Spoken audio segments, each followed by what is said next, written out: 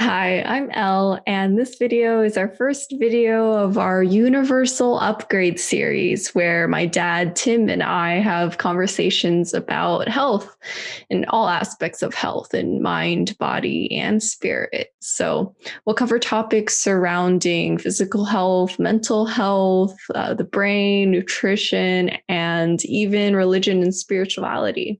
So these are just things that we learned along the way in our own pursuit of optimized health and things that we're continuing to learn about.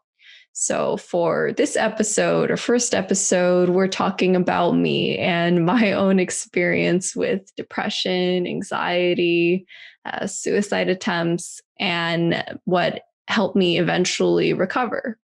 So, my dad will also share his perspective as a parent, and we'll just talk about the things that we've learned through this struggle as a family. So, I hope you enjoy. So today's conversation is with Yael. She's my daughter, and we will be starting this series, which is mainly our conversation on our journey, books we read, insights we gain from different places we learn. I've been a health coach and neurofeedback brain trainer, and Yael is studying dietetics, nutrition, and college right now.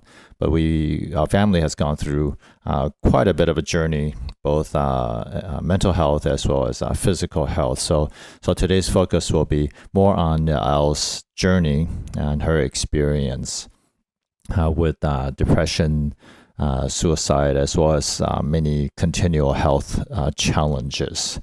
So we'll try to address all that.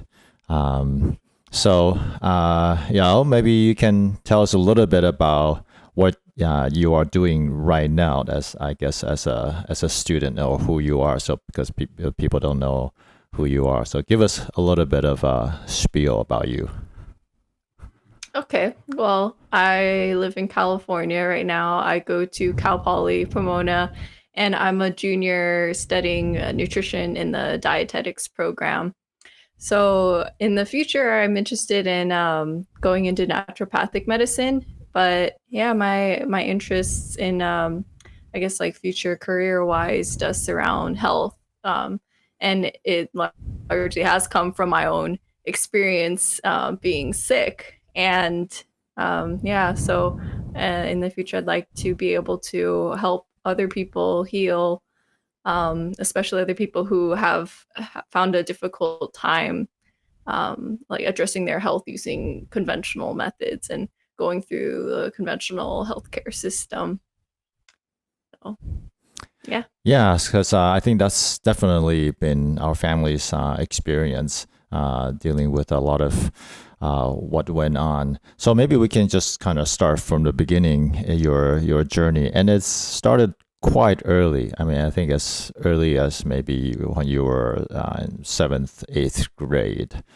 Starting to show symptoms of mental challenges with depression and anger. So and sometimes I know we don't necessarily remember that far back, or sometimes we even maybe repress the memory, or just the medication kind of impact our memory. But maybe you can share with us just how much you remember, what you felt like, and what was going on back then. Yeah. I mean, definitely it's hard to kind of remember. Even looking back now, I feel like that was a totally different life. It almost feels like a totally different person, or a separate life, just because my life is so different now.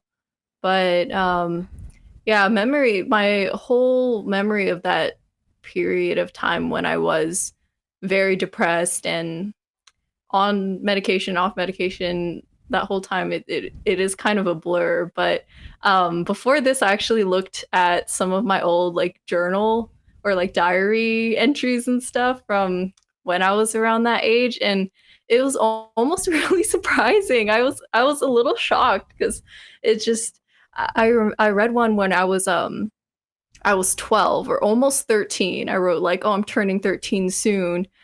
And one of the entries said like, "Oh, I feel like terrible. I'm not looking forward to anything." And I was just very hopeless, and I was like certain that like I wrote that if I don't graduate or if I don't finish 8th grade, I'm going to kill myself. And mm, I guess I didn't realize that I felt like that so early on.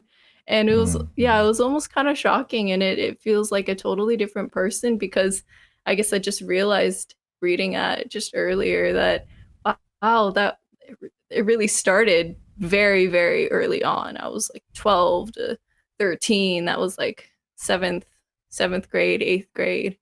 And throughout that time, I just remember being angry all the time or being very mm, upset all the time and just very emotionally like disturbed, or just I had a lot of turmoil, inner turmoil going on, and it would always come out as anger. I remember being angry mm, all the time, where the tiniest thing would set me off. And um yeah, I was just angry all the time. I had a lot of outbursts, and I remember having anxiety too. I remember mm, having anxiety attacks and then only later on realizing that they were anxiety attacks. I remember not being able to mm, put a name to it. I didn't know what it mm, was.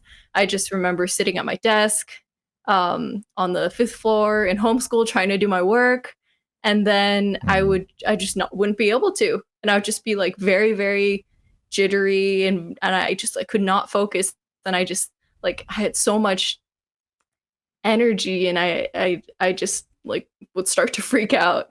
And I remember at mm, that time I didn't know what to do. So I would either, well, I if I were trying to do something like more positive, I might go on a run.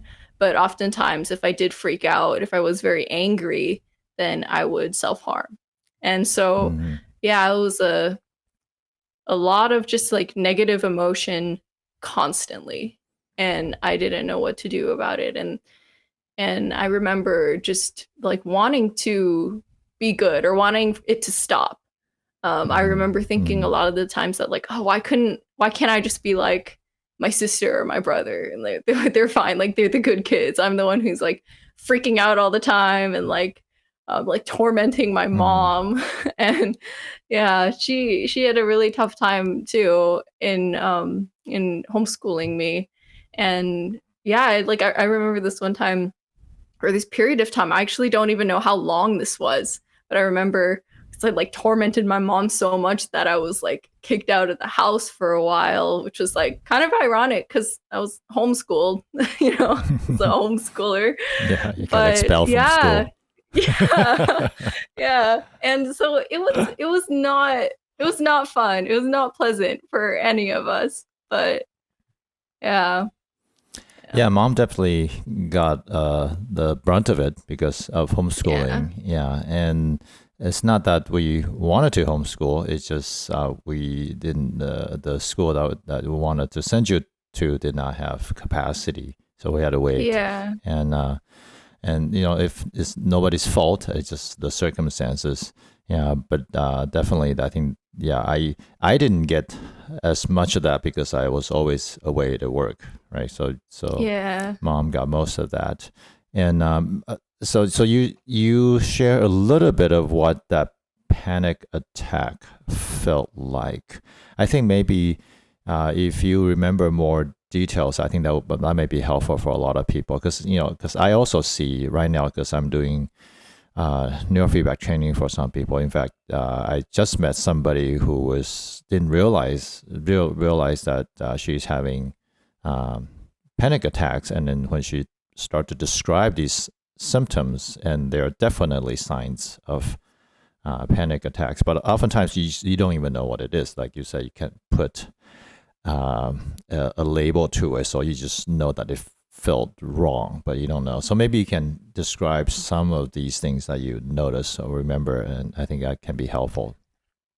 Yeah, so for panic attacks for me, it was mostly I think at the time I wasn't very in tune at all with what my body was doing or what my body felt like physiologically, but mentally what I felt was just very overwhelmed. I felt like I did feel like a panic or like scared. I had to do something, or something terrible was happening, or I just felt like I was freaking out. So that's what it felt like emotionally. And physiologically, I think I did.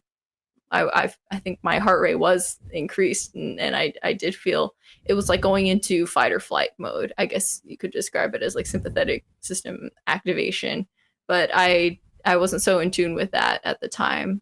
For the most part, when I had these anxiety attacks, it didn't get so bad to the point where I didn't feel like I could breathe. I think before then um, I would just, I would have to go do something, or oftentimes I would go on a run. But yeah, for the most part, like when I had panic attacks, like my breathing was okay. I just felt like I was freaking out, and then I had to do something. Yeah. So. Yeah, so that started pretty early, seventh grade turning into eighth grade, and that just kind of continued. And how would you describe its progression?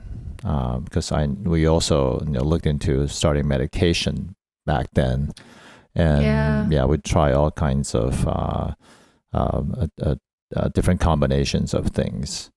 Yeah, but maybe you can describe a little bit of that progression. Yeah, so I went into like counseling. I think it was eighth grade. I don't know if I think I started medication in eighth grade too. If I didn't in eighth grade, it was at least by like ninth grade. I remember I didn't want to do it because I was like, what kind of like high schooler or like middle schooler takes medication? Like I've never heard of that. And so I remember not really wanting to, but I was like, I guess I don't really know what else to do. I remember not liking the counseling at all. I I almost felt like emotionally violated each time I went. And I think it just wasn't a good fit. But I think that it's a very tough situation to be in, just because I was so young and I didn't feel like I could advocate for myself. And it was hard to put things into words, or hard to even know what I was thinking or feeling. So like I couldn't even voice that. So I mean, it's it was a tough situation, but I remember going in, every time I would come out very angry, or would come out like even more angry than I was before, like going in. And I was like constantly angry. But yeah, I remember coming out, like every time I would leave a session, I would come out feeling worse. And I think that it was just a huge disconnect, and I think it's just tough at the age. I don't know if it could have been any better, just because like it's hard to, like, even as an adult, it's hard to put things into words. But yeah, as like a 12-year-old or 13-year-old, it's it's even harder. So I think that like the counseling just wasn't a great fit. And I remember doing a lot of different, trying a lot of different kinds of medications. I remember seeing like multiple psychiatrists over time too. And I felt like each time it might have helped a little bit, but it never lasted. We just always ended up increasing the dosage, and then we would just increase and increase and increase until that was like the maximum safe dosage. And then when that would stop working, then we would just switch to another one. And then the same thing again. And it just over and over and over again. And then I would go see a new psychiatrist when I didn't feel like that was working. And that just kept going. And yeah, it just felt like a long time, and with very little to show for it. Yeah. So, and I think from a parent's perspective, we also didn't know. I mean, back then we just didn't know what options were there, because that's you hear, medication, counseling. Usually, that's about the only thing. And so and we those are we the also didn't know how to approach it. treatments. Yeah. And I think in some ways, probably many families facing this kind of situation are feeling like, yeah, of course, we understand that there may not be always be a good fit. The psychiatrists or the therapists are always trying to do their best, but there is also a limitation of how much you as a young person can process intellectually or mentally, right? Because we know that you wanted to do good. You didn't want to behave or act like this or feel like this. And you had a hard time describing what that is like. And also it's beyond your willpower, your control, right? Yeah. And so one of the ways that it expresses itself is self-harm, which is, I think, something we're also seeing more and more. So maybe you can describe a little bit of what that is like. And I know that it's a coping mechanism in some way. So maybe you can help people who cannot even imagine why anybody would do that to themselves, or what it felt like from your perspective. Yeah. This is something else I read back on when I was looking at my old like diary entries. I wrote about how I felt crazy, but that I enjoyed it. And I think that it is crazy. I mean, it's very, very weird to see and look at from the outside. But a lot of it, where it came from when I did it, it was I was so angry all the time, and I didn't know where to turn that. And I really hated like hurting the people around me. Like I didn't want to, but I did it all the time. Like I would always just explode on everyone, especially my mom, just because she was there. And I really hated it, and I didn't want to do that. And so I think that that was one way in that, I guess, that craze, or that I guess just being so overwhelmed with all these negative emotions. It's one way I figured it out, like where to turn it to. And it wasn't it's not a positive outlet at all, but it's all I knew how to do, or all I figured out how to do, because it did make me feel better. It's very weird, but it did feel good when I did it, and it did feel comforting when I did it. And I mean, it is kind of messed up, but I think that, I guess if you look at what's happening physiologically, you do get like a little dopamine released, or endorphins. You do get a little rush, and they are like feel good neurochemicals. And so I guess if you're looking at a physiological standpoint, you can see where that's coming from. And I guess you could say it's similar. You could compare it to other, I guess, like coping behaviors people have. It can be similar if you're looking at like the physiological or neurochemical impact. It can be similar to, say, like emotional eating or like binge eating, for example. And some people do. And so I think it's just one of these coping behaviors that that I found at a young age, that it worked, and then I continued to do it. So. Yeah, it actually got pretty severe. It became pretty scary. Yeah. And we didn't know what to do, and I think the standard approach is control, right? So basically, everybody's telling us we as parents gotta lock you up, make sure, or not so much lock you up, but make sure your doors don't lock. So, right. And we have to search a room every day to find sharp objects, and we cannot leave you alone. And I think in some ways we're fortunate in that we could implement some of that, but for a lot of families, they both have to work just to earn a living. So what do you do, right? Yeah. So we saw that progressing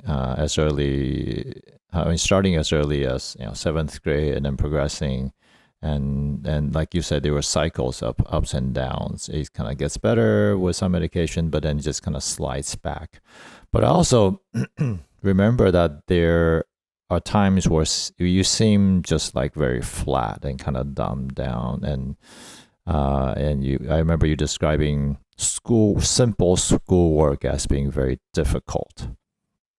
I don't know if you remember Yeah. any of that, and or you describing thinking back that whole period was kind of a blank. You don't even know what you did.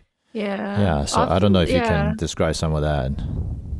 Yeah. I don't know what that like why that was the case. I don't know if it was like depression or other like mental like chemical imbalances going on or the medication or both of them at the same time. But I even now sometimes when I talk to some like high school friends about like what happened, they'll tell me stories. Or they'll be like, "Oh, do you remember when this happened or when this person when we all did this?" And I'll just be like, "No, I don't remember." And it kind of scares me sometimes because there are large periods of time where I or a lot of things that happen that I Hmm. don't really remember, but when someone brings it up, then I can kind of picture it, but it's just large parts of my memory are like not quite there. And then what I do remember from high school though is like I almost felt like I was like a zombie going through school. And Hmm. I remember there were like a few instances where I would just be at school and then I felt like I woke up.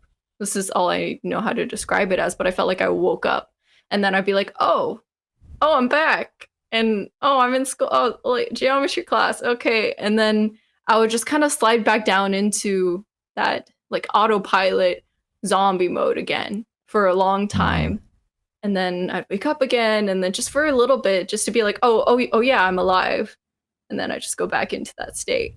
And I think that a lot of times in that state, like that's where my memory didn't quite work so well.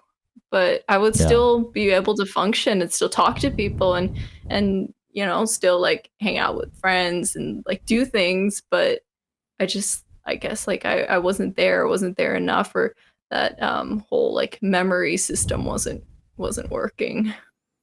So Yeah. Yeah. yeah.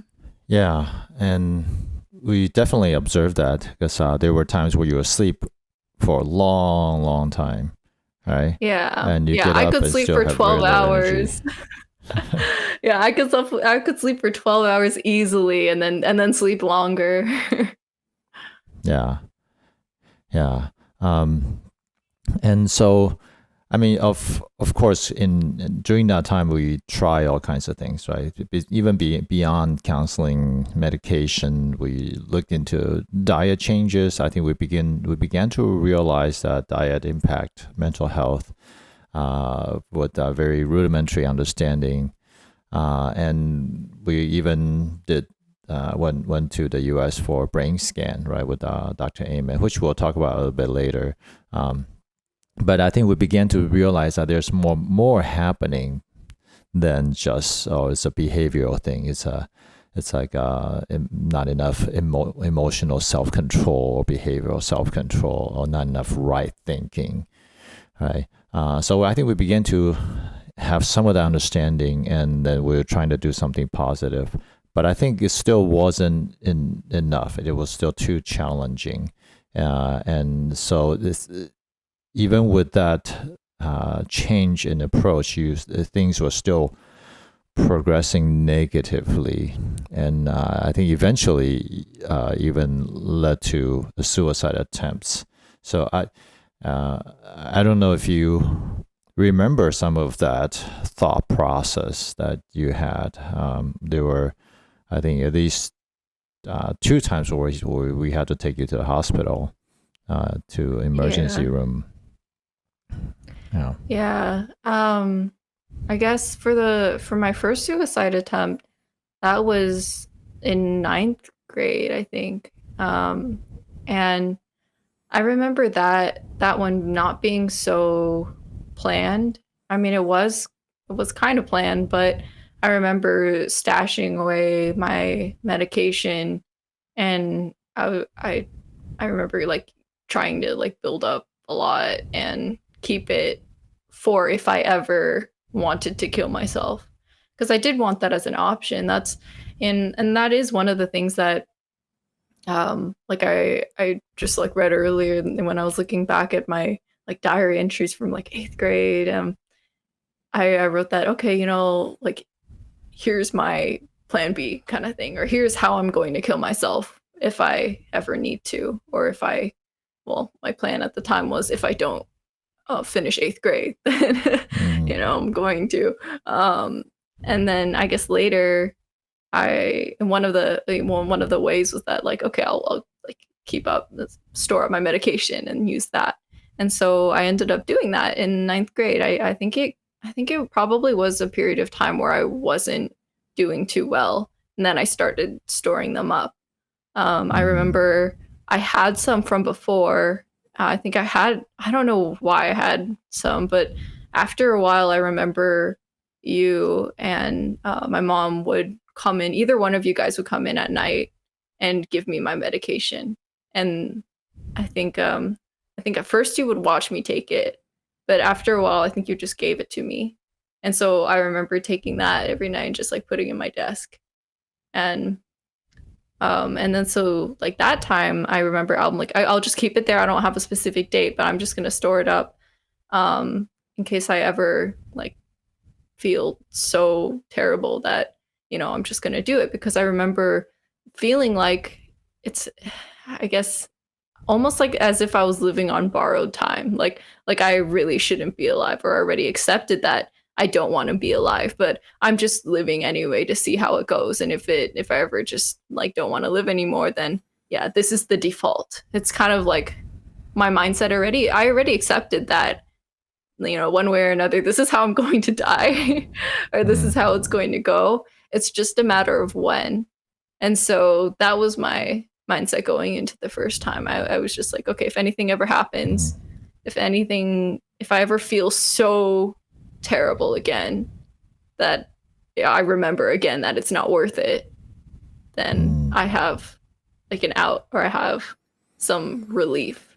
So, I mean, it really wasn't, none of the stuff was really coming from a place of like I wanted to hurt anyone or even myself. It's I almost saw it as like it was relief.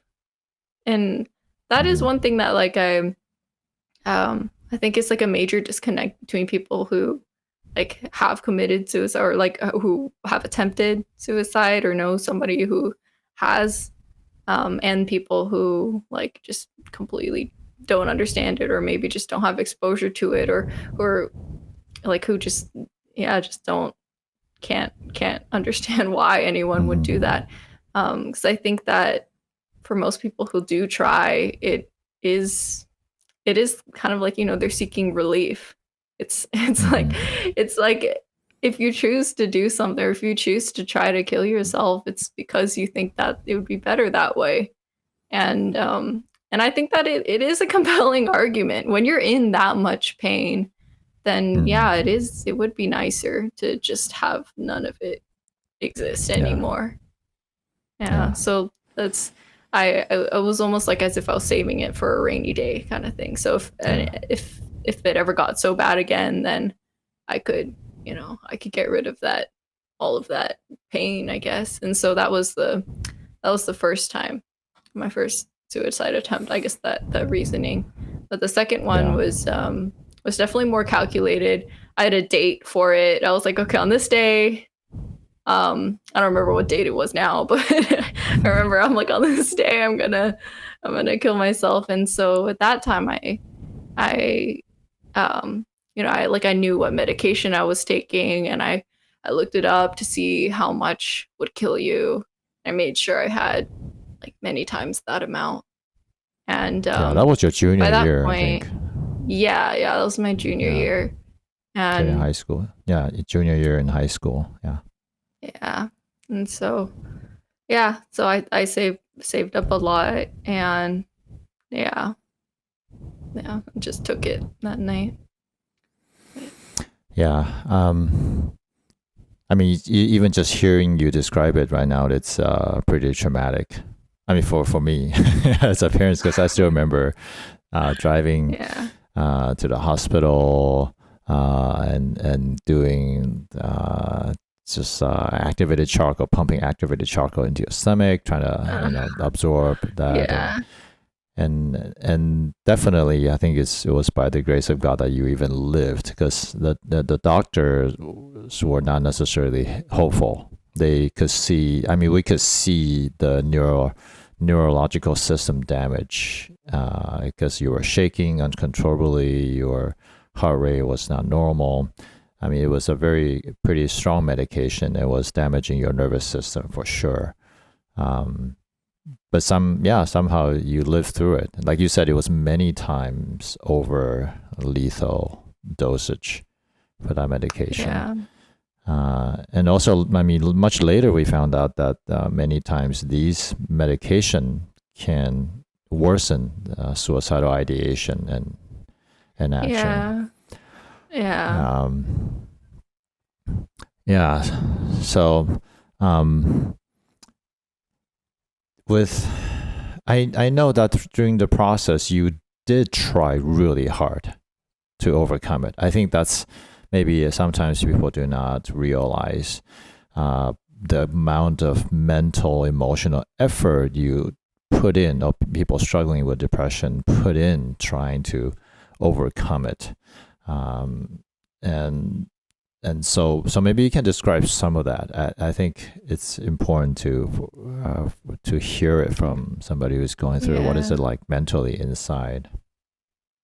Yeah. Well, I think that naturally, whenever anyone is in a state that's like not ideal or that hurts, they're trying really hard to get out of it. And I think that's just natural. Like, if your hand is over a burning stove, you want to yank your hand away. You're naturally incentivized to try to get out of it. So if anyone is depressed, like they don't want to be there.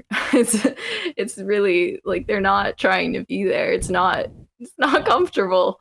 But yeah, I remember trying a lot of things. I think because of the community I was in, I really tried hard to do the right Christian thing. And so I would like pray a lot, and I made sure I was like doing my devotions. I started a lot of devotional plans, and I tried to do all the right things, like Mm-hmm. one day one Christian person would tell me that like, oh, do this thing, or they would send me this Bible verse or that Bible verse, and I would Mm-hmm. try to do it. And when it would not work, or when I wouldn't feel better from it, or when my depression just wouldn't go away, then I'd be like, okay, am I not doing this right, or yeah, I didn't really know, but I continued to pray and try to like do the right things. And Mm-hmm. yeah, it didn't feel like it got any better, because I could try to do all these things all I wanted, but um I guess like physiologically or mentally my brain was still just upset all the time, or I was still angry all the time. and Mm-hmm. and yeah, and I think that it's almost it really is something that like I could barely control. I really couldn't control it. And I think that's why I Mm-hmm. resorted to things like self-harm, because I was making such a large effort to not hurt people and not hurt the people around me. And that was one where I'm like, okay, at least I'm turning it on myself.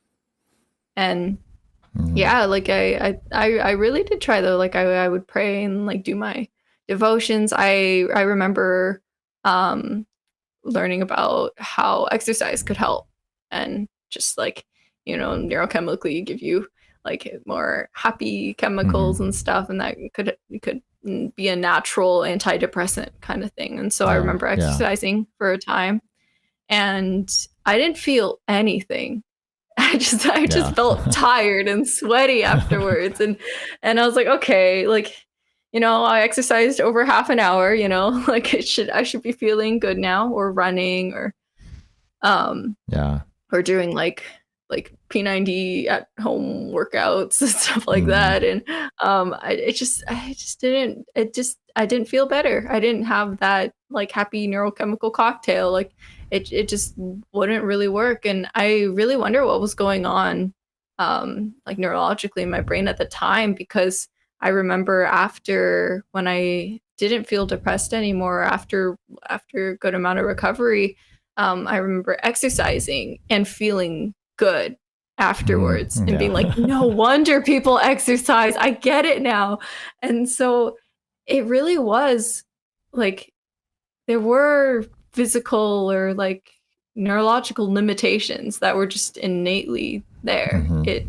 I did Yeah. put in a lot of the work. And yeah, I remember trying doing for a while you were doing these like mindfulness exercises with me, or showing me how to do some of these like mindfulness Mm-hmm. exercises. I think they're from like the DBT Mm-hmm. like a workbook or something. And Mm-hmm. yeah, I remember trying to do some of those. That a lot of these things they were really difficult because it just took a lot of energy and willpower, and I was able Yeah. to stick with them for a long time without anything to show for it.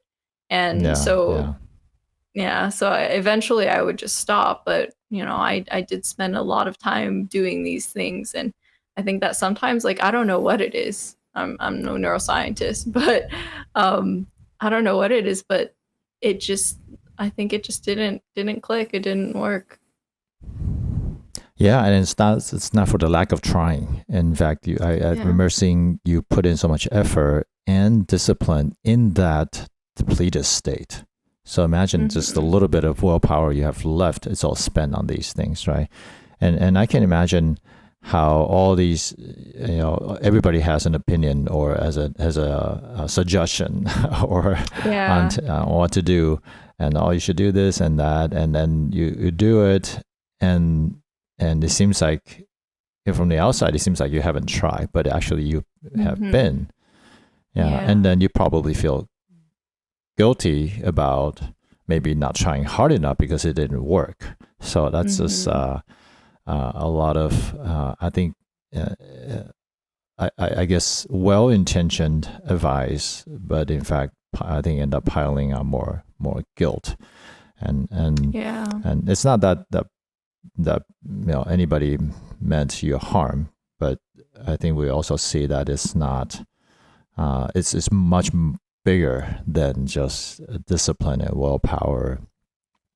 And Yeah. I don't know if you think about, I'm sure you do, and I think oftentimes people also wonder about the why question, like, why did it happen? Why was it like this? You know, probably people going through it right now is asking, what's the cause? Why did it take place? So I don't know, what's your perspective on the cause, the root cause, or why? Yeah, I really don't know. I think it was a combination of things. I think that largely it did come from being isolated. And I think it was, yeah, it probably was from a feeling of loss and then isolation. Because we moved to Taiwan when I was like, I think I was in fourth grade. I was going into fourth grade. And so I spent fourth grade, fifth grade, sixth grade, seventh grade, eighth grade in homeschool. And so Mm-hmm. it went year by year. The plan was to like put me in like school, like American or like international school. Um, but the school that we wanted to go to was it didn't have any room. And so it was just every year waiting to see like, oh, will they have room this year? Will they have an open seat this year? And every year they didn't. So I ended up being homeschooled for that amount of time, and that was pretty difficult for me. And I didn't realize that it was like that bad or unnatural to not have a community or friends. Mm-hmm. But um, looking back, I think that that was the major thing, because I was isolated. I just lost all my friends. I remember loving school, like going to public Mm-hmm. school in the States. I remember like loving it. I would be so excited to see my friends every day. Mm-hmm. And then I guess going from that to just homeschool in a new country where you don't know anyone and you're just at home. So you're isolated and you're in a Mm-hmm. foreign country, you don't speak the language, but you look the part, but you're not really like you don't Mm-hmm. really fit in there. Um so I think all of Yeah. that, I think that was the main thing, just the isolation for so many years in such like a developmental time period of like Mm-hmm. my life, my childhood. Um, so I think that was a major thing. But I also don't think, like my diet helped much.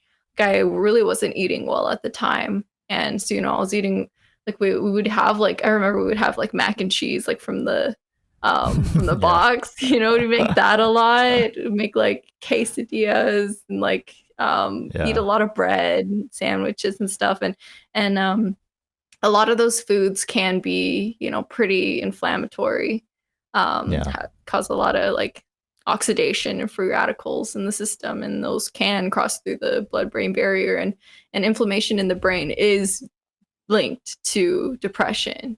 And Yeah. Yeah. so like that, if anything, it couldn't have helped. So Yeah. All the I fried think street that, foods, like from night yeah, market and stuff. Yeah, it was terrible. yeah. Yeah. And so, we thought we were healthy. We thought we were like pretty healthy. And, we did like triathlon when we were younger too. That was when I was in like middle school. And I Yeah, think it was like just middle sixth school grade. or high school. Yeah, Yeah. Yeah. Just just sixth middle or seventh school. grade. Yeah.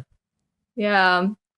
And, and I was always really skinny, but I think that, it wasn't healthy. Um, So I think that, I think that played a role in that, all of that inflammation. But yeah, I think just that in combination with the isolation, like psychologically, that's really tough because I think humans are very social creatures and we kind of need that Hmm. feedback, especially like growing up as a kid around that age. Um, and yeah, I just think we didn't have the resources, we didn't have the community. Hmm. So Hmm. yeah. Yeah, yeah. So I think looking back, we can identify some of those pieces. But I also know that when I try to describe that for a lot of people, it doesn't make sense because it said, well, you didn't go through some major PTSD, the experience, Yeah. right? Um, but so I try to let people know that trauma is not always one huge event. It could be a Yeah. combination of different things building up towards a nervous system response or a neurological response, right? Or Mhm. bodily memory, so to speak. Yeah. Yeah. Yeah. Okay. So obviously you're no longer there. So we did something about it, Yeah, right? I'm alive. I'm Yeah. here. Yeah. Yeah. So maybe we can talk a little bit about then what are the things along the journey that we discover over time that were helpful. I think looking back, one of the first things that obviously we start to realize about nutrition, and I was already looking to neuroscience and behavior and emotional health. So we talked about a lot of that already, but it was Mhm. beyond where you can just practice like mindfulness or meditation or these kind of things. So one of the earlier things that was helpful is when we went to the Amen Clinic in Southern California and got the brain scan. Mhm. Yeah, so I don't know, maybe you can show us the Yeah. our audience a little bit of. We have a couple scans. Yeah, so that's your scan. The one on the right is the surface activities, and the one on the left is it's inside on the. There's a 3D image in that sense. So I don't know if you remember much of that experience or remember what these pictures signified. Yeah, I actually don't know too much about like the technology, but I remember that the whole experience going there was did feel like, oh, finally somebody knows about what's going on, or somebody kind of understands, because this was a way that for the first time there was like a physical, so much more of a tangible like representation of my experience, because they could see, I guess, with different brain states, associations with like mental illness. And so for the first time I felt like I could finally say it's not all in my head, I'm trying, and Mm-hmm. I'm just sick, you know? And Mm-hmm. so yeah, I guess getting these brain scans done, it did feel like almost kind of like vindication, almost like Mm-hmm. a Mm-hmm. relief that, that I'm not crazy, that I'm not just like a bad person, or I'm not just trying to cause trouble for Mm-hmm. everyone, or Yeah, yeah. that, yeah, that it kind of like validating my effort. Yeah, so from the brain scan, you can see that something is definitely going on inside. And the one on the right is the surface, on the one on the left is the inside. And the inside, I remember the doctor said that you have this a typical diamond shaped pattern, which is, you see the middle parts, there's some more whites. The whites are the more activated areas. The blues are more quiet, and the red is kind of in between. So the lighter the color, the more activation is. Now, you have a lot of activation in the middle part of our brain, and the middle part of the brain is kind of like the danger detection center. Right, and I remember the scan was 2 different days. One day is where your brain is supposed to be quiet. You're sitting in this dark room, bored out of your mind, right? So you're not thinking about anything, doing any activity, so it should be quiet. And the other day is where you are focusing on some simple math problems, something like that, right? So you are activating your brain. Your brain is engaged, is thinking, is doing something. So it should show more activity.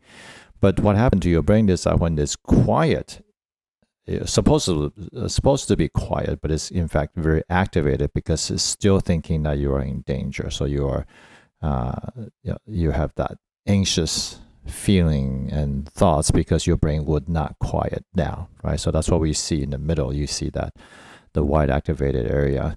So if you see what a normal brain is like, in the next slide, you will see on the leftmost brain, that's the healthy brain. You see the middle part is quiet, is mostly blue, maybe just a little bit of red, and yours is actually more like the PTSD brain, right? If you went back and see the middle part, there was a lot of activation, a lot of white in the middle. Yeah, so, and that's not because you want it to be anxious, you want to be upset. It's just your brain would not shut down, would not quiet down. Yeah, so that was a pretty significant insight you said, right? That you finally realized that, yeah, it's not because you're bad, you're trying to do something bad. Yeah. Yeah. Because I oftentimes did feel like, like maybe I'm just crazy, or like maybe I'm just like really messed up. I don't know why I'm like this. And I actually remember like reading back my diary entries that like I wrote that, oh, I hate my personality. And I think that's what I attributed it to, because I was like, I didn't know what else it could be. I just felt like so crazy, because why was I acting like this? I didn't know. I wasn't trying to, but after like enough time goes by, and with people talking to you like, like you're choosing to be like this, then I think you kind of start to believe it. So seeing this, it was very, very helpful, not because I didn't want to take responsibility, but because like this helped me recognize the parts that I could and could not control. So Yeah. And also remember, after going there, he was giving us nutritional and other supplementation type of advice and regimens, and we started some of that. But I think the reality was even trying all those things, it was a little helpful, but still wasn't enough. In fact, your second suicide took place after this. Yeah. Yeah. Yeah. Yeah, it was, I remember we tried to do like address my diet, and we kind of did. I remember you started to cook more stuff at home, and we stopped eating out so much to avoid more like of the inflammatory oils and stuff. And but I do remember that was really really hard to do still. So I did some, but I remember I would still like go out to eat at times, and it yeah, it was just really, really difficult to make a huge shift or a complete shift. And yeah, and I guess like I didn't feel immediate results either. And yeah, and when you're, I think, I had a lot of ups and downs when I was depressed. And so some periods of time I would be able to do more, but other periods of time I really could not do much, and I would just like just sit or not be able to like focus on school, and or I would just spend a long time like in hours like looking at my schoolwork, Yeah. but I wouldn't be able to do it. So Yeah. yeah. So after Dr. Amen's clinic and the scans and some adjustments, and I think you tried even harder back then, and but I also felt that that's kind of like the last breaking point, where you felt like, well, now I know what's happening, and I'm trying, but it's still not working. I don't know if that's what you were thinking. Yeah, but that's and then soon, not too long after that, is where you had the second suicide attempt, and that's the most severe one. That literally you literally could have died. But and after that, we just didn't know what else to do, because you're completely off medication, because we couldn't start. Your nervous system was so out of whack. Your health was such a bad state. We could not restart medication. So we end up taking about 6 months off, and went back to the States, and start to look for other options. I don't know how much of that you remembered. Like I remember, I think it was I think after my second suicide attempt, I remember like at home, I think it was a solid week of, I guess it was like withdrawal, because I remember I couldn't do anything, and I would just like, I got up out of bed and went downstairs and sat on the couch, and that was all I could do. And I was in so much pain. I was just dizzy, my head was throbbing, and even to this day, I think that was the most pain I've ever experienced. It really really hurt. And yeah, I remember that. And I remember just mentally after my second suicide attempt, that attempt, it was intentional, it was calculated, and I was ready to like leave. I was ready to be gone, and I was at peace with it too. I was very ready, and I thought, it was the right thing to do, and it was a pretty good option for what I had at the time. And so I think after that, after I lived and I went back home, and I just had no more motivation, no more energy, like nothing more to give. I was just there, and I just, yeah, like I didn't have like any more energy. But I remember we went to the US, and there was like a list of things that we wanted to try, and I just thought, okay, I'll do it. I'll put in the effort, but it's almost like too painful to be invested in it. But I'll try. I'll do it. I'll go through the motions. Like I can make myself go through the motions. I've been doing it all this time. I can do that. But to be invested in it, I couldn't do that. But I remember, I guess I only remember there was like this DBT training or like DBT therapy, because I think it was at the Amen clinic where they diagnosed me with, well, I think was it like depression, anxiety, and BPD, the borderline personality disorder. Um, and so we were gonna start DBT therapy, and I remember going to the first session for that and thinking that, oh, this therapist, this counselor doesn't seem bad. Like I could like she's I don't feel like attacked by her. Yeah. And so I was like, okay, but still I didn't really know. But I remembered like the neurofeedback was the last thing on the list that I wanted to try. Cause I was like, what is like neurofeedback? I it's like something like your brain and games. So it's supposed to be kind of fun or something. Like it's like it'll help your brain. And I thought, you know, when I heard about it, I thought it was going to be like you like playing these like, I don't know, games that tested your reaction time and that's supposed to like help improve focus or something like that. I thought it was going to be something like that. And it wasn't at all. But I remember I think that was the last thing we tried. Cuz I was like I don't like after we went through the rest of them I was like okay, let's do the last one, the games, you know, the brain games. Yeah. But yeah. Yeah, that one was the one that worked out the best though because even after I don't like was it like 4 sessions or 2 weeks? I think I was doing 2 sessions a week or something like that. But um yeah, I remember after just 2 weeks of it, Yeah, 2 or 3 weeks, waking up. maybe. Yeah. Yeah, it might have been about 3 weeks. Yeah.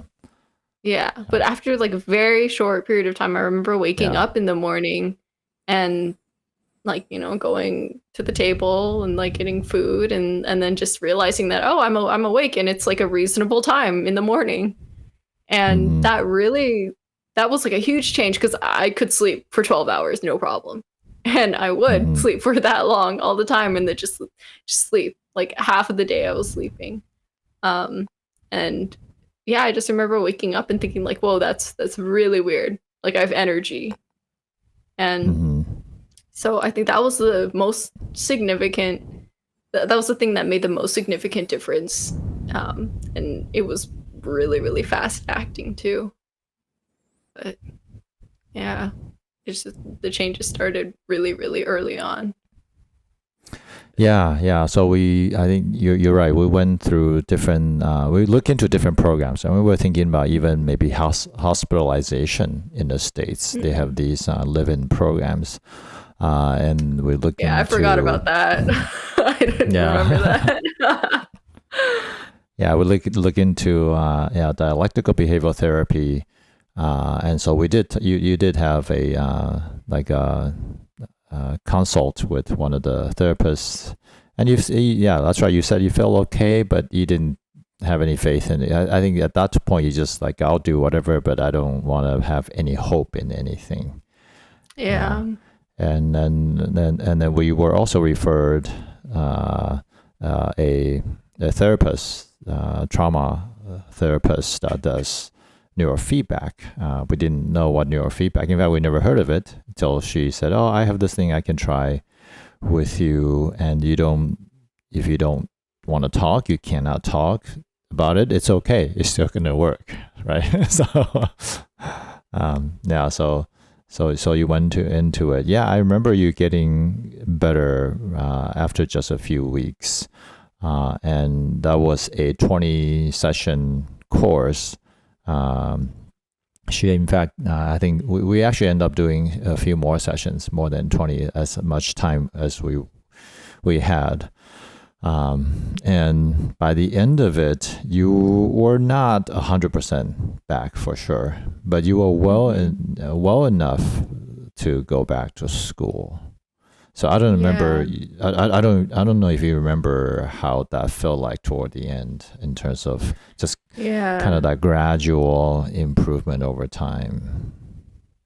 Yeah, I don't really have a great sense of time, but I remember like when I was doing neurofeedback during I don't know how long it was we were in the States for, or I don't know how long I was doing neurofeedback for, but I remember feeling better, like so much better. And like so much better to the point where I was exercising. I did start exercising when I was Yeah, there, and you I did. did start eating better, trying to make my own like food choices and reading. I started reading because I wanted to understand like what was going on with this neurofeedback thing. I'm like, why is this working?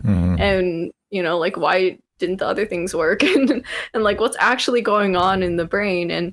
And so I remember like you showed me a couple books, like A Symphony in the Brain. I think that was one of them, and then The Body Keeps the Score.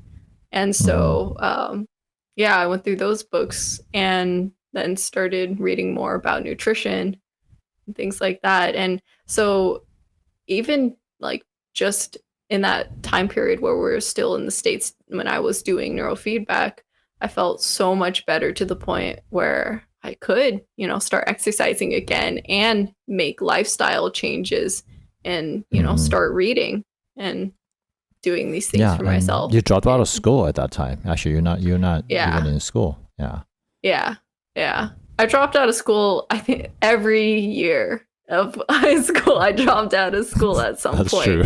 Um, yeah, yeah. My freshman year was after the suicide attempt, and then my sophomore year, it was just like some point during the year because we didn't want it to happen again, and I could feel something coming on. And then junior year was after the second suicide attempt. So every year when I was like not doing well, I dropped out of school at some point and then like made up the work and then went back. Yeah. But yeah, it was not good. Yeah, and I think the transformation was dramatic. It was miraculous. In fact, so much so that we decided, hey, we have to continue for you to train. And back then it wasn't just you; it was Josiah as well, our youngest. So we're both doing. You guys were both doing training, and then we decided to bring this training approach back with us to Taiwan. And I think we're very fortunate that we were allowed to receive the training so that we can do this, continue. And I think originally that's all we wanted to do, just continue this with you guys, and I'd also maybe use it at my work. And back then I was working with adults with intellectual disabilities at a large nonprofit in Taiwan. That was my main work. And 70% of these individuals in these institutions or group homes are on some sort of psychiatric medication. They all have emotional behavioral challenges. And that is just being dumbed down, controlled with medication. So, and then you end up using this technology with many of them as well, and seeing pretty significant impact from violent autistic behaviors to more mild anxiety type of reactions. So we end up doing that, right? In fact, I think I still have a picture of you doing neurofeedback. And I don't know if you can show that real quick. A couple slides later. Oh. Yeah. Yeah. So it's just basically brainwave amplifier, EEG amplifier, and the feedbacks are usually in some sort of games or 3D environments or graphical images that changes according to your brainwave. So that was a significant piece in your recovery. But we also, I think at that time, realized how significant the nutritional piece was. And so we started to implement, because we know that even with training, your brain is recovering, you still need good building blocks, nutrition for your brain, for your nervous system, for your metabolic system in order for you to ultimately recover and maintain and even grow. So we start to put in the nutritional pieces as well. So maybe you can tell us, so what are some of the things that you find helpful nutritionally? Yeah, so nutritionally, what I try to do the most is really just avoid things that could like cause harm or inflammation in the brain and in the system. So mostly, I think the first things that we did was try to get rid of inflammatory oils. So like a lot of vegetable oils, seed oils, and refined sugar. And so like I remember a couple simple things I did to start was get rid of food that was processed, like packaged, like chips or like any like crackers or anything, and or like a lot of snacks, like packaged snacks and stuff, and any food with added sugars. So I still did eat, carbs and like fruits and things like that, but tried to just primarily get my food from whole foods and whole food sources, like the actual food, and like cooked meals from real foods. Mm-hmm. Yeah. Yeah, so we end up cooking a lot more, buying groceries, become picky about where to eat. Like if we eat out, it's usually like sushi, sashimi, or a hot pot or something like that. So nutritionally, we start to dig into it because you also have, because just the overdose and all kinds of things, you still have lingering health challenges. So like even after we came back, you had a lot of digestion issues. I mean, we were going to the hospital, to clinics like every couple of weeks or once a month, and just keep adding medications. Now it's for your stomach. I think that was a huge one. Right? Yeah. So my health overall didn't get completely better from there. I think the neurofeedback really helped me mentally. So like mentally, when I went back, my challenges were mostly health issues. School was great. School was completely fine. I ended up like redoing junior year. So I did went back to Taiwan, did my junior year and senior year, and I did great. Like it was great in school. Got like straight A's. School became so easy. Which was really crazy. But I think that does show that it wasn't completely a matter of willpower or discipline. Like I was capable of that. It's just I didn't have the tools or didn't have a good setup, mentally in my brain. But yeah, school was very easy. But I still had a lot of like gut issues, and I think that largely was because of the overdoses. So kind of wrecked my gut, and so I had a lot of different digestive issues. Probably like terrible leaky gut, and so I dealt with that, and over time I've just been experimenting a lot with my diet and making different variations and trying different things.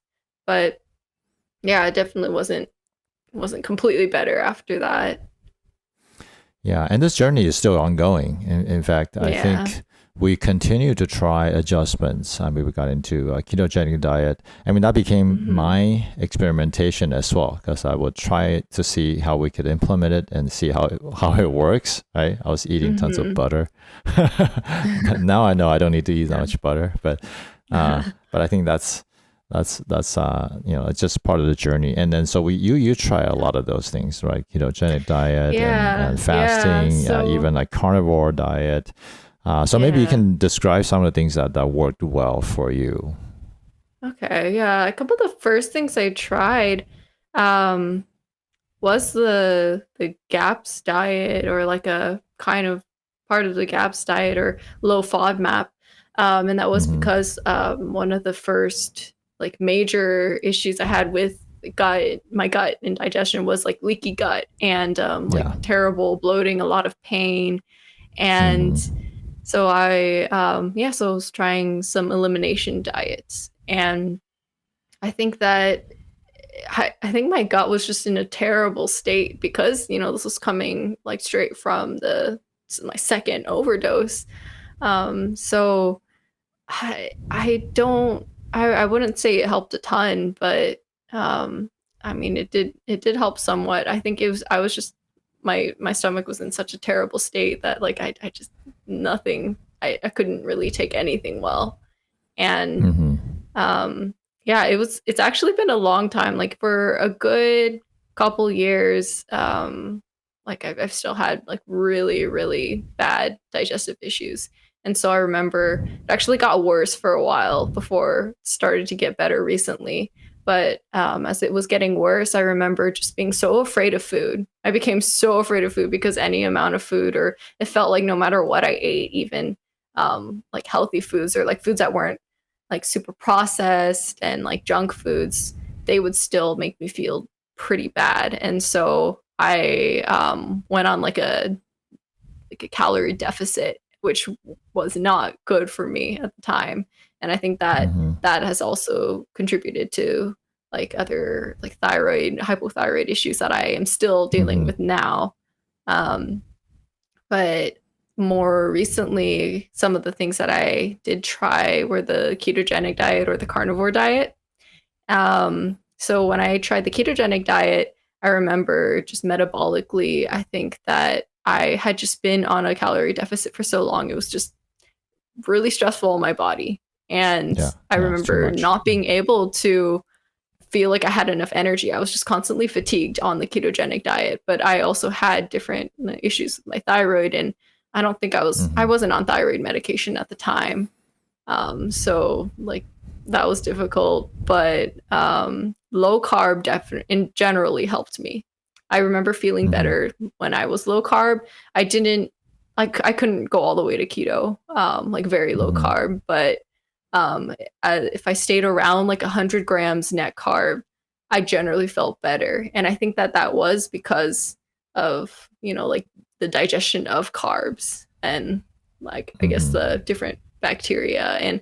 And so I don't know if I had like a somewhat of like a SIBO or like a gut bacteria imbalance, but in general, even now, I find that staying lower carb helps, or digestion wise, I do feel better on a lower carb diet. And then I guess about a year ago now, I tried carnivore. Well, carnivore-ish. I've never gone full carnivore. It's really hard. But yeah, I tried that, and actually that was one of the things that helped that my stomach felt the best on. And right now I'm not full carnivore, but I would say I'm more of like animal based, on a more animal based diet, and without a ton of different like leafy green vegetables, or like a lot of like FODMAP vegetables and plants. And I think that in general, because my stomach or my gut is not 100%, that's easier on my system, and that's when my stomach and digestion feels a lot better. And so that is something I am still experimenting with to see how much variation I can take right now. And I might still try to do carnivore for longer, or carnivore-ish diet for longer, until my stomach feels better. But already, like when I did try a carnivore-ish diet for a couple months, like I did feel like a vast improvement, and that was the best my stomach had felt in years. So I mean, we're looking into it so much. I think initially we were doing tons of vegetables because we're always told vegetables is healthy, so we're drinking tons of smoothie, lots of kale, romaine, spinach, lots of raw vegetables and salads and smoothies, a lot of nuts and seeds, and so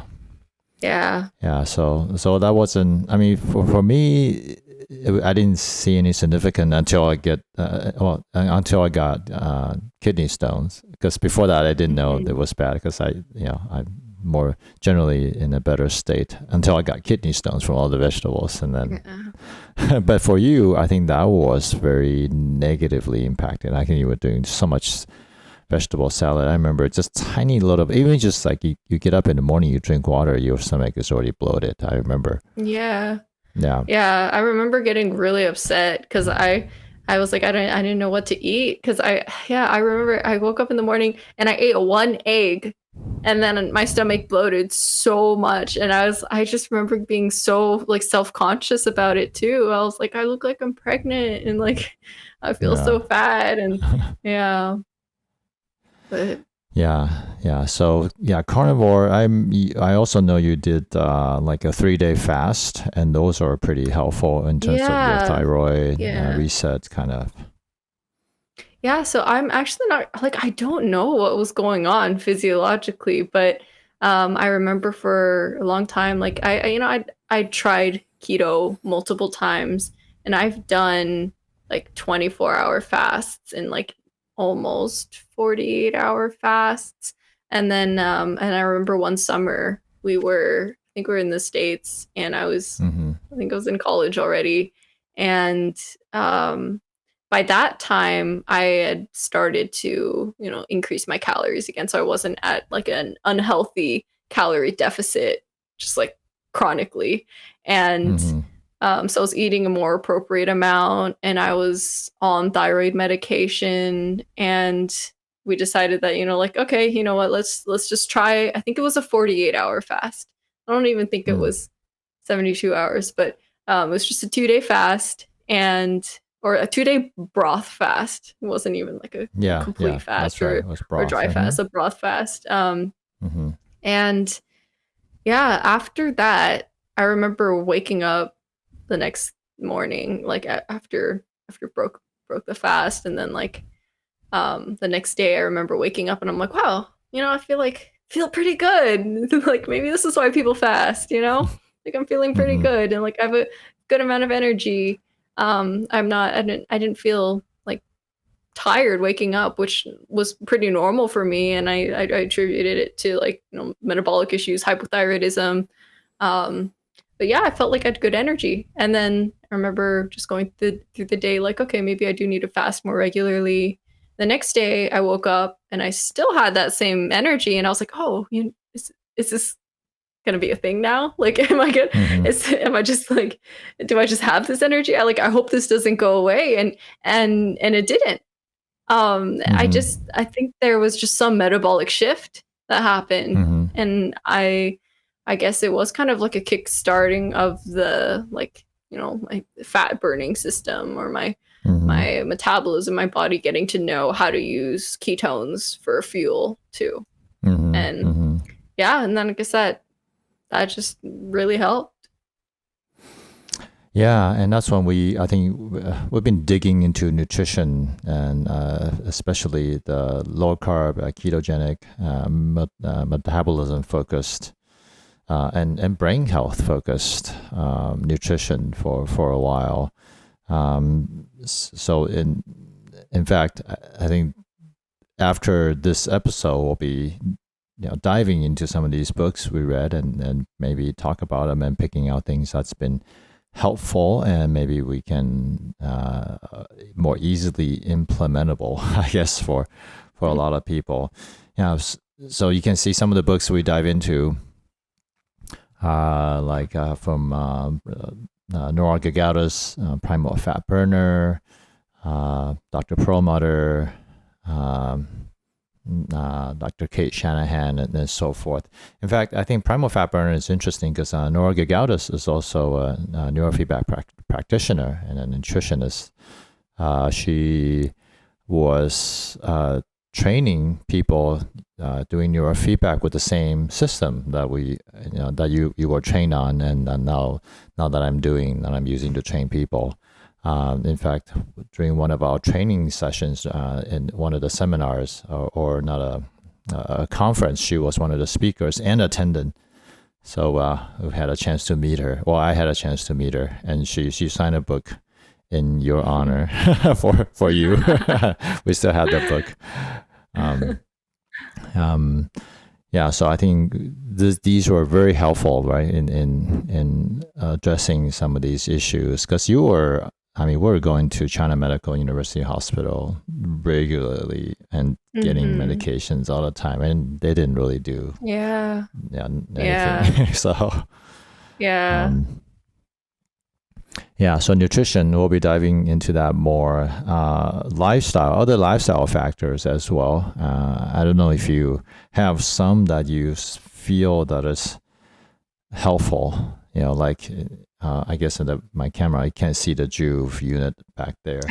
But, we use infrared light. We try to use blue light blocking glasses to help with sleep and melatonin production. And,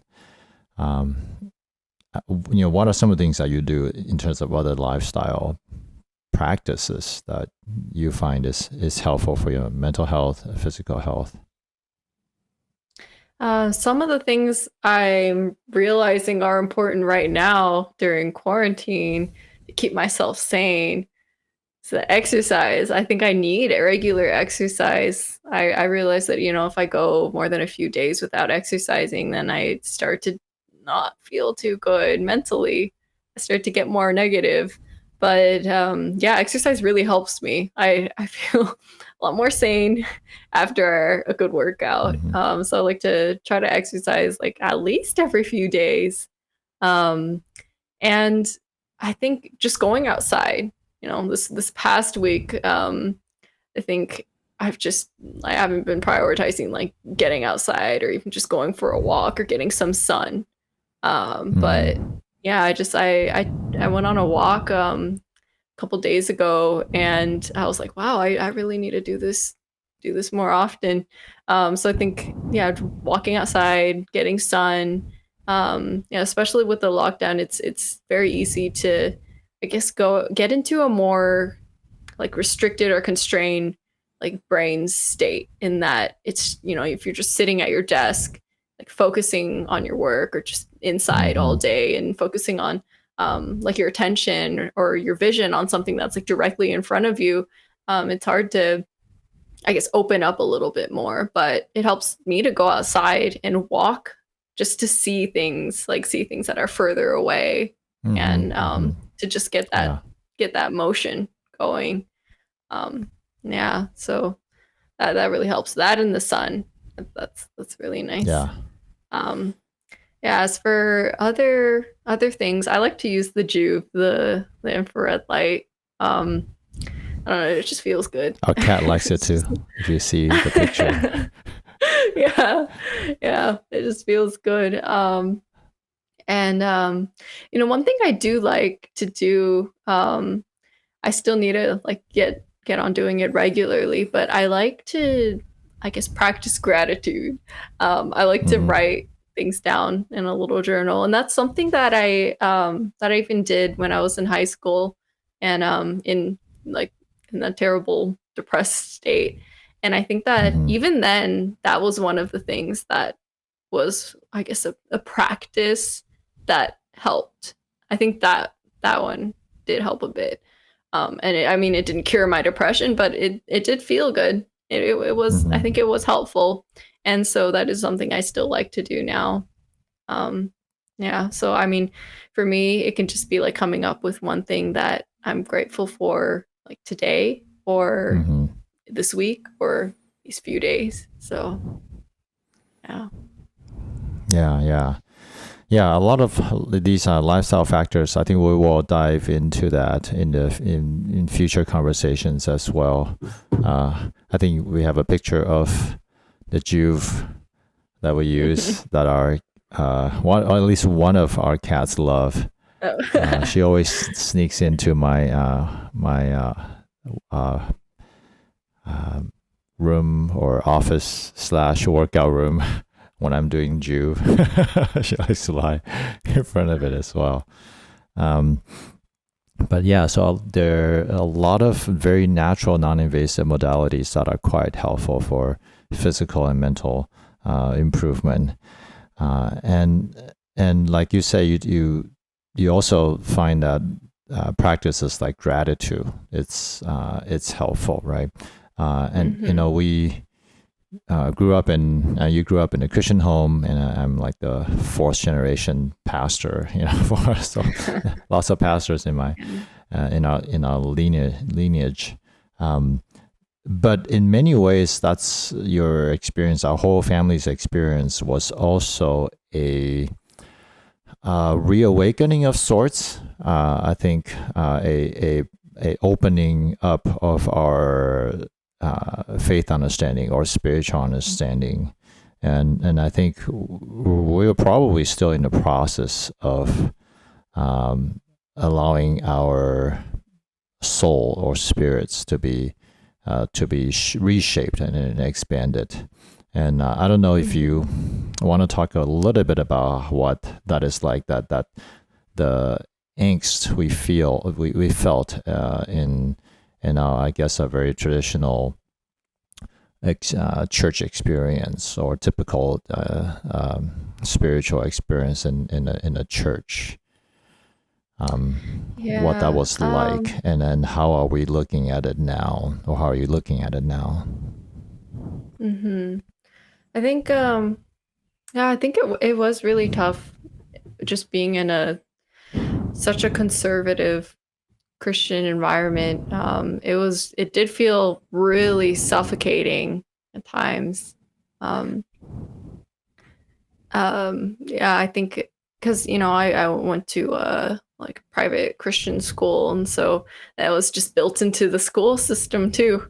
And just getting that all the time, that was really, really tough, especially in the place that I was at, because I wasn't doing too well. And I guess the most common thing, it's hard enough without like religion being brought into it.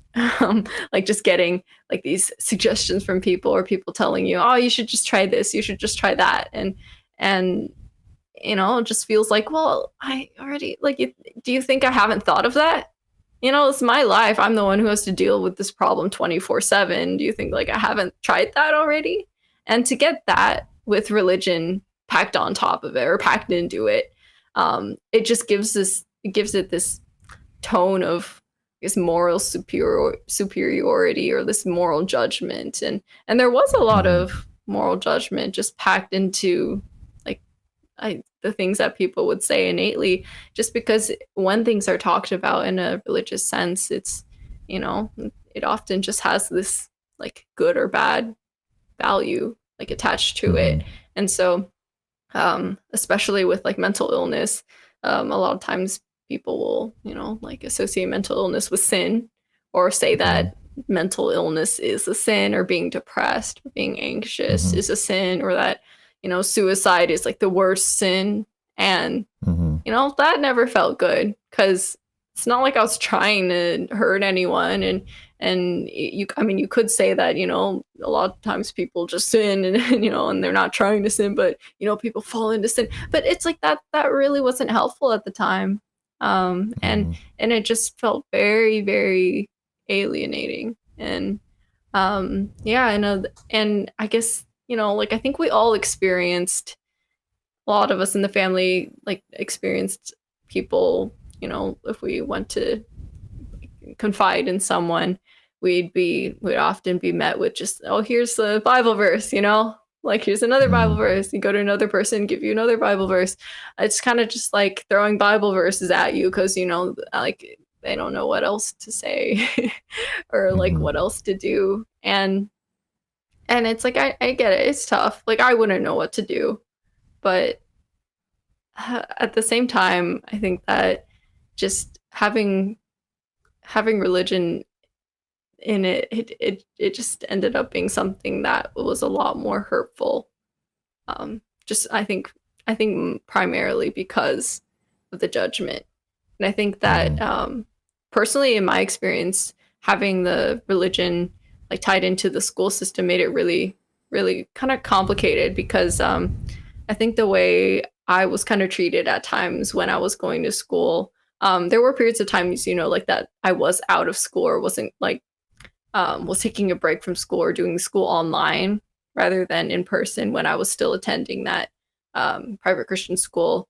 But I think that, because I was depressed and because, I was kind of a rare case, I think that a lot of the staff didn't know what to do with me. And I'm sure it was scary for them too. But Yeah. I just remember the way it was handled. I was, kind of treated like a virus, treated like, oh, we got to contain this. We got to get rid Mhm. of it. And yeah, so there were periods of time where, like I wasn't allowed like on campus or wasn't allowed to do this or that or had to be watched or had to be supervised.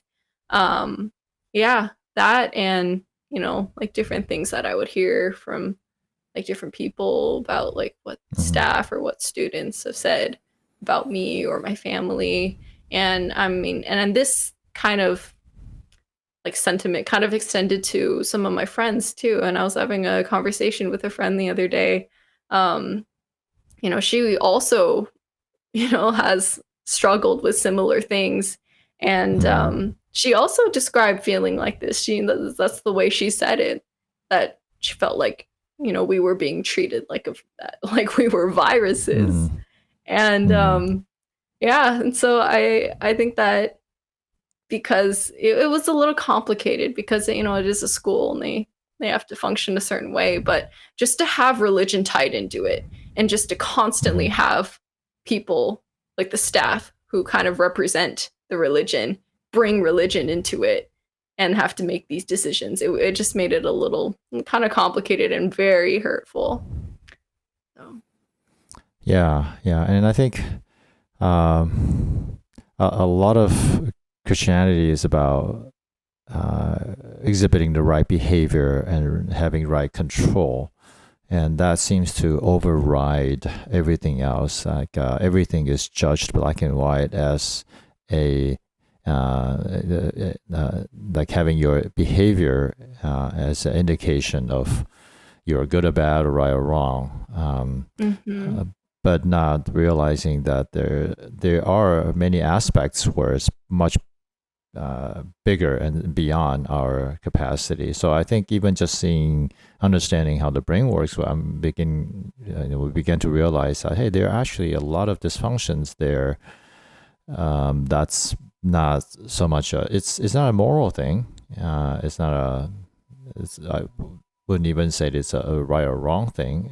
And so how do you even evaluate sin in that sense, right? So how to rethink sin, and also how does God look at you um, uh, uh, when we are in that state of incapacity, right?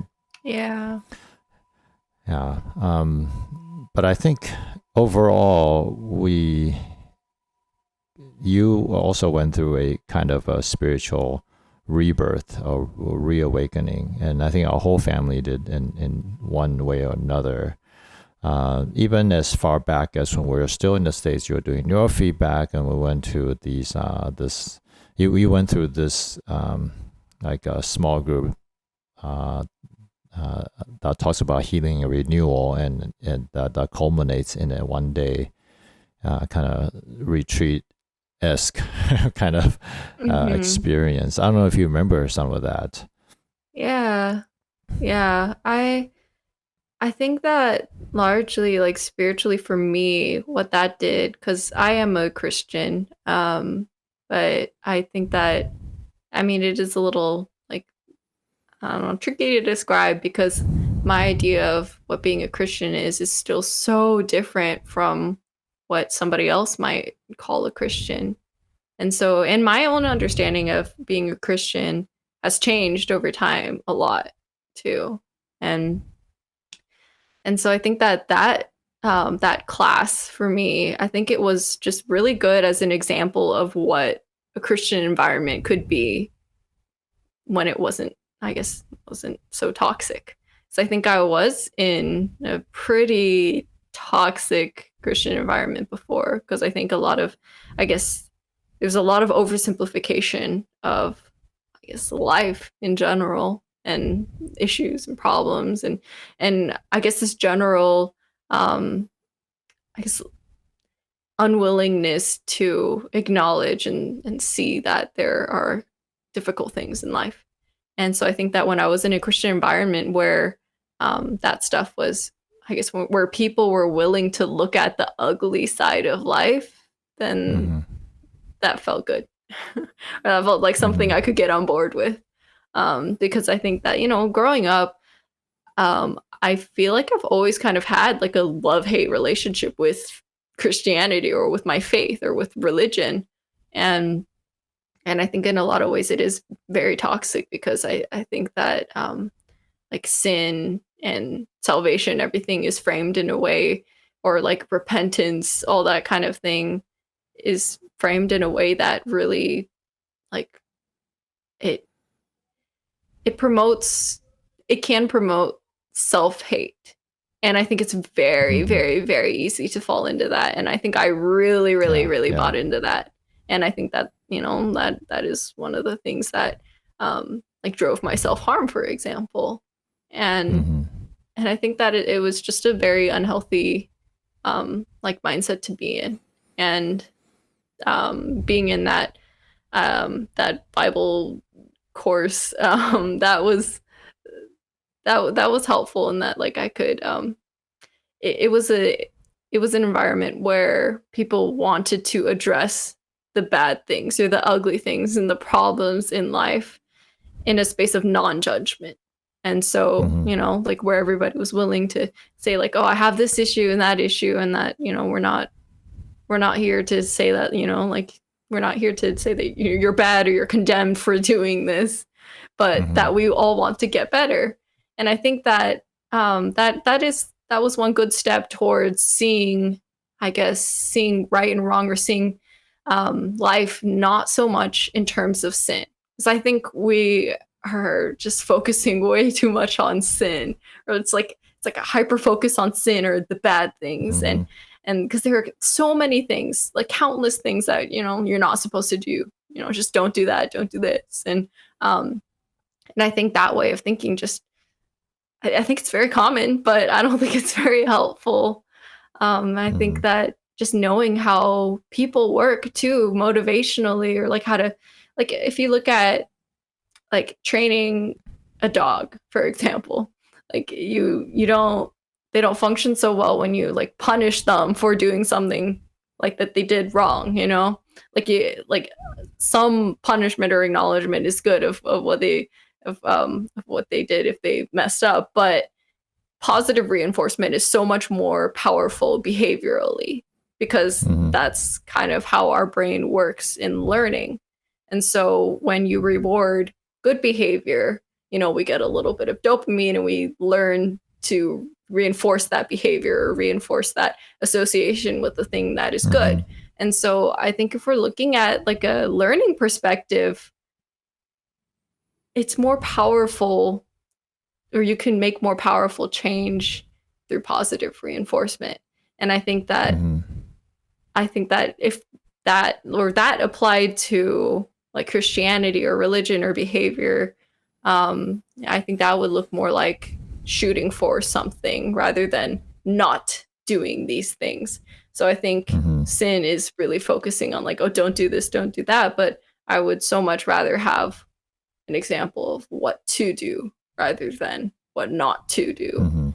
And I think that that's, like, I think it just works out better that way. And also you get rid of the like judgment and all of the pain that causes, because that is something so huge that pushes so many people away. Yeah, I feel that ultimately they impact our picture of who God is. I think what we were, I grew up with, you grew up with, I think a lot of the typical church experiences that is that we have a very angry and scary God, and it's always about me doing either good thing or bad thing. There's like nothing in between. There's almost like no learning in between where you can try, right? So, so understanding that in fact God is not like that. He's loving and he's unconditionally accepting and loving to begin with, and how because he's like that, we can be like that toward others and toward ourselves. I felt that was a significant lesson for, at least for me. I remember, I think for you and I in particular, we didn't have a very good relationship. I mean, you always behaved, you acted properly whenever I'm home. But I also remember you said that you hated me, right? And I Yeah. think that, yeah, and that didn't really change until a moment. I think it was one time when you had a really bad case of cutting in the bathroom, and you just locked yourself in. It was all bloody, um, and it was at that moment when I think it's literally this Holy Spirit reminding me that it's what you needed at that moment is not more control or more judgment or behavioral condemnation, but what you needed at that moment is God's nature, which is unconditionally accepting. And so it's not about control, and that I need to trust that that's how God is, and that's how I need to be. I think it's the turning point in our relationship was really at that time, and I think I'm still learning more and more how important that is, that unconditional, the way God interact with us with that unconditional love and acceptance. It's not about all the black and whites and the judgment, and God is not like that. Yeah. Yeah. Yeah. I didn't realize it was like that, just a one moment for you. I honestly don't really remember. Like, I don't have a good picture of a timeline of that whole time, but yeah, I guess I do remember. I remember thinking that, like, oh, I hate my dad at some point. But yeah, like I do think that, like, over time, because I think that, like, in most Christian environments, at least the Christian environments that I've been in, um, I wasn't able to see this picture of this unconditionally loving God. And and I'm sure, like, we hear it all the time that God's Mm-hmm. unconditionally loving, and that, like, his love is so great and blah blah blah. But there's Mm-hmm.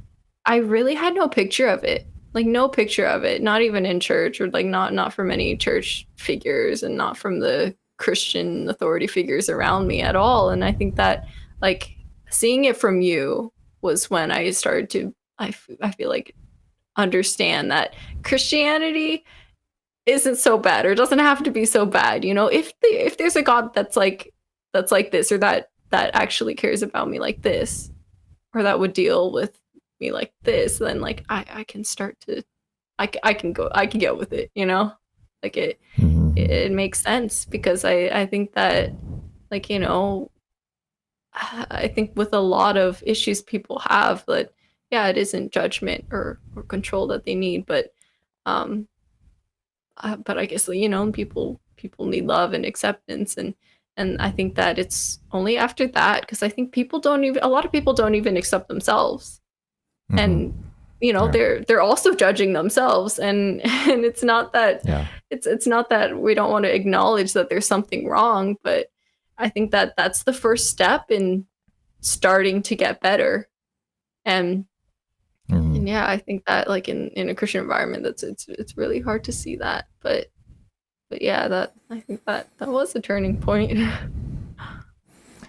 Yeah. So obviously, for you and I, our whole family, we're still continuing to change and growth, and I think that's a lifelong journey. And whether just as a normal human being, or I think even more so as a Christian, that we are supposed to be growing more like Christ every day.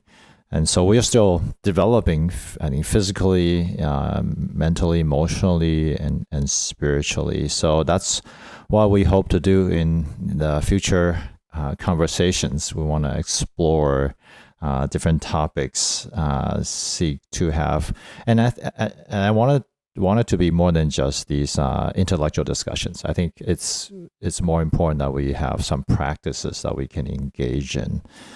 So we'll be talking about different books that we find, or topics that we find helpful in a future conversation in these areas.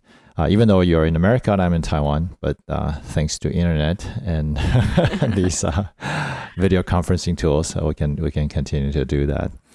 So, well, this is a start, and hopefully we'll be able to do this like once a few weeks or so. And I think that's about it. Do you have anything else that you feel like you want to add, or? No, this is good. No? Okay. So it's a wrap for today. Yeah.